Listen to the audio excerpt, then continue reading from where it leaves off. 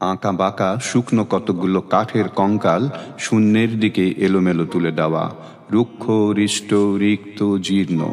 লতা নেই, পাতা নেই, ছায়া নেই, ছাল বাকল নেই, নেই কোথাও একাঁচড় সবুজের প্রতিশ্রুতি, এক বিন্দু সরসের সম্ভাবনা।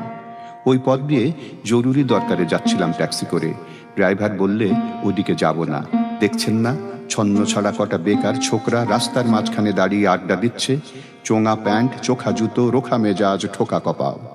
ওখান দিয়ে গেলেই গাড়ি থামিয়ে লিফট চাইবে, বলবে হাওয়া খাওয়ান। কারা ওরা? চেনেন না ওদের? বিরাট এক নৈরাজ্যের এক নৈরাজ্যের বাসিন্দে।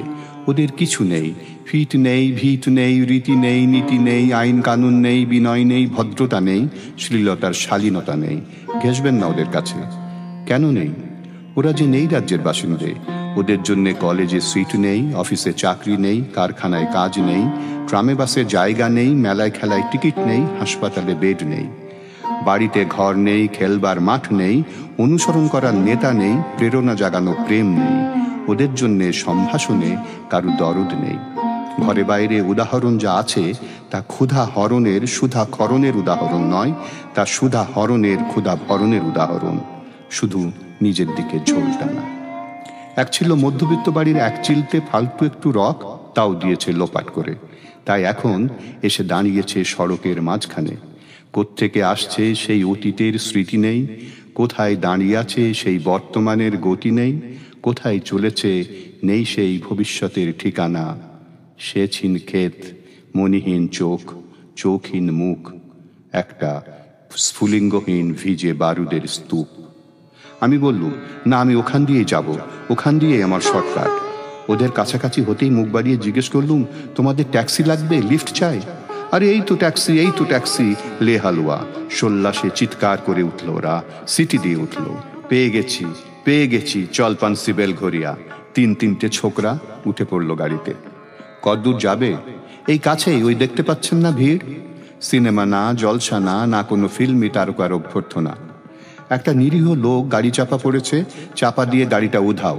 আমাদের দলের কয়েকজন গাড়িটার পিছে ধাওয়া করেছে, আমরা খালি ট্যাক্সি খুঁজছি।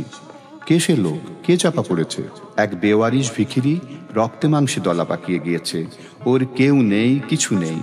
শোবার জন্যে ফুটপাত আছে তো মাথার উপরে ছাদ নেই, ভিক্ষার জন্যে পাত্র একটা আছে তো তার মধ্যে প্রকাণ্ড একটা ফুটো।